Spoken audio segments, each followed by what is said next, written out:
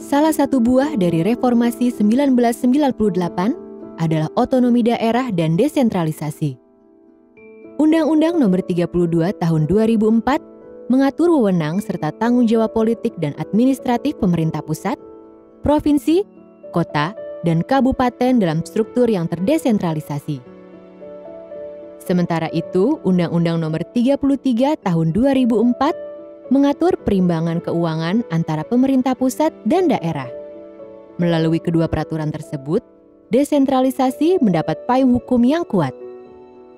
Berkat kebijakan desentralisasi ini, pemerintah daerah di 33 provinsi di seluruh Nusantara kini mengelola anggaran belanja yang secara total mencapai lebih dari 300 triliun rupiah. Potensi fiskal yang besar untuk pembangunan di daerah-daerah tersebut terutama berasal dari pembagian dana alokasi umum atau DAU serta dana alokasi khusus atau DAK dari pemerintah pusat. Sayangnya, anggaran yang besar ternyata tidak serta-merta menjawab persoalan pembangunan di daerah. Perubahan signifikan dalam kewenangan fiskal justru mencuatkan persoalan manajemen keuangan daerah ke permukaan. Walau desentralisasi disambut baik karena keuangan kini dikendalikan di tingkat yang lebih dekat dengan masyarakat, perubahan tersebut membuat sumber daya dan kapasitas pemerintah daerah terpakai habis. Dan meski pemerintah pusat telah mengeluarkan peraturan yang komprehensif terkait pengelolaan keuangan publik di tingkat daerah, banyak pemerintah daerah masih harus membangun kapasitas dan kualitas, baik kelembagaan maupun individu, untuk menjalankan reformasi. Dilihat dari klasifikasi anggaran, kebanyakan dana pembangunan masih digunakan untuk pos belanja pegawai.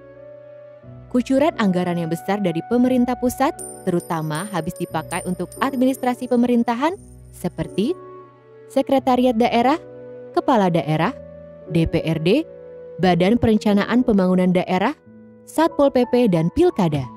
Sektor-sektor strategis yang menyentuh kehidupan dan kesejahteraan rakyat seperti pendidikan, kesehatan, dan infrastruktur belum mendapat porsi yang menggambarkan kesungguhan dalam menyediakan pelayanan publik berkualitas. Akumulasi alokasi anggaran di sektor strategis masih lebih kecil dibandingkan anggaran pos belanja pegawai. Salah satu mekanisme yang bisa membantu agar sumber daya fiskal lebih bermanfaat dalam peningkatan kualitas pelayanan publik adalah PEACH, singkatan dari Public Expenditure Analysis and Capacity Harmonization atau Analisa Pengeluaran Publik dan Peningkatan Kapasitas. Program yang didesain dan pelaksanaannya didampingi oleh Bank Dunia ini bertujuan mendukung pemerintah daerah meningkatkan efektivitas perencanaan anggaran pembangunan dalam 2 tahapan. Pada tahap pertama, lembaga lokal dilibatkan dalam analisa pengeluaran publik atau APP daerah. Dalam APP dilakukan analisa terhadap 1. Sumber pendapatan pemerintah daerah, 2. Pengalokasian belanja, 3. Proses perencanaan, penganggaran, dan efektivitasnya, 4. Kelengkapan kerangka kerja lokal untuk mengelola keuangan, serta 5. Kapasitas pemerintah dalam mengelola keuangan publik. Lembaga penelitian lokal yang melaksanakan APP diminta merekomendasikan cara untuk meningkatkan pengelolaan keuangan publik dalam lingkup pemerintah daerah. APP adalah perangkat untuk menganalisa struktur dan pola belanja APBD, bukan audit terhadap kegiatan pemerintah. Pada tahap yang kedua, berdasarkan rekomendasi dari tahap pertama, dirancang dan dilakukan serangkaian kegiatan untuk mengembangkan kapasitas pengelolaan anggaran publik. Dengan pemahaman yang lebih baik terhadap proses dan hasil pengelolaan keuangan publik di daerah, PEACH bertujuan membantu pemerintah daerah memperbaiki alokasi dan pengelolaan pengeluaran untuk meningkatkan penyediaan pelayanan publik. Di Indonesia, PEACH telah dilaksanakan sejak tahun 2004. Program ini awalnya diimplementasikan di Provinsi Papua, kemudian di Gorontalo, Aceh, Nusa Tenggara Barat, Nusa Tenggara Timur, dan Maluku. Khusus untuk Provinsi Nusa Tenggara Barat dan Nusa Tenggara Timur, Bank Dunia bekerja sama dengan program antara AusAid. Saat ini, program PEACH tengah dijalankan di Provinsi Papua, Gorontalo, Sulawesi Selatan, Sulawesi Utara, serta Sulawesi Tenggara. Selain kelima provinsi itu, ada juga Jawa Timur. Program Pitch di Gorontalo dan Papua diarahkan untuk menghasilkan policy notes atau nota kebijakan yang merupakan hasil update dari tahapan public expenditure analysis yang telah dilakukan. Nota kebijakan juga akan dihasilkan oleh Pitch Sulawesi Selatan, Sulawesi Tenggara, Sulawesi Utara, dan Jawa Timur. Berikut beberapa keunikan Pitch. 1. Program ini bersifat demand-driven.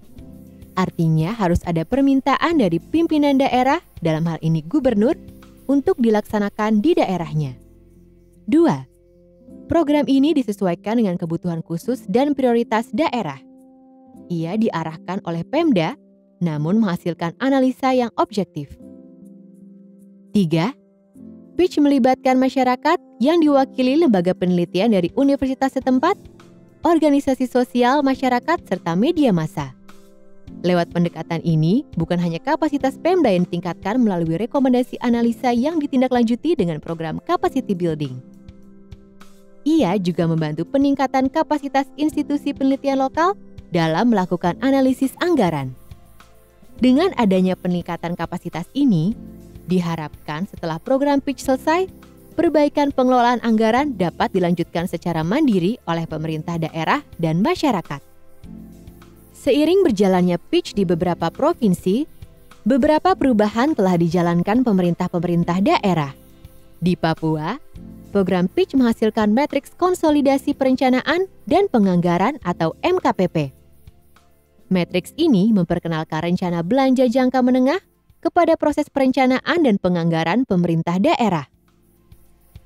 Selain itu, sejak 2005, yakni ketika Pemda mendeklarasi komposisi piramid terbalik atau inverted pyramid untuk komposisi APBD-nya, dan proporsi belanja pegawai semakin menurun dibanding total belanja yang semakin meningkat. Di Aceh, berkat implementasi Pitch, mulai tahun 2009, pemerintah daerah berhasil meningkatkan anggaran yang langsung disalurkan ke desa-desa.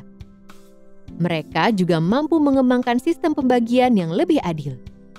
Di Gorontalo, sebelum ada program Pitch, anggaran pendidikan sebesar 24 miliar sudah dirasa besar. Namun begitu, setelah dilakukan evaluasi, disimpulkan anggaran perlu dan dapat ditambah.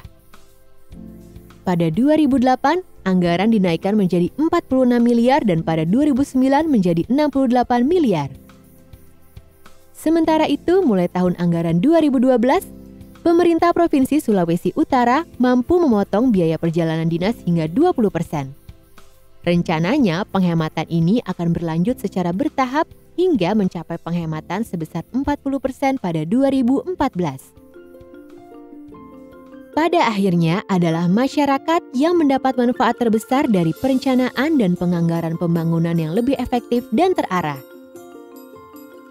Karenanya, lebih banyak daerah perlu ikut serta memperbaiki perencanaan dan penganggaran pembangunan mereka. Perlu lebih banyak daerah yang ikut mengimplementasikan program Pitch.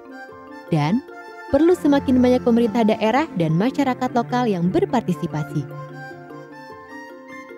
Dengan begitu, anggaran belanja yang besar, yang saat ini saja sudah mencapai 300 triliun rupiah, dapat secara efektif digunakan untuk kemajuan dan kesejahteraan masyarakat. Hasil pembangunan dapat dinikmati secara semakin adil oleh rakyat yang tersebar. Dan pemerintah daerah pun dapat dengan lebih baik menjalankan amanah yang berat dalam mengelola anggaran publik.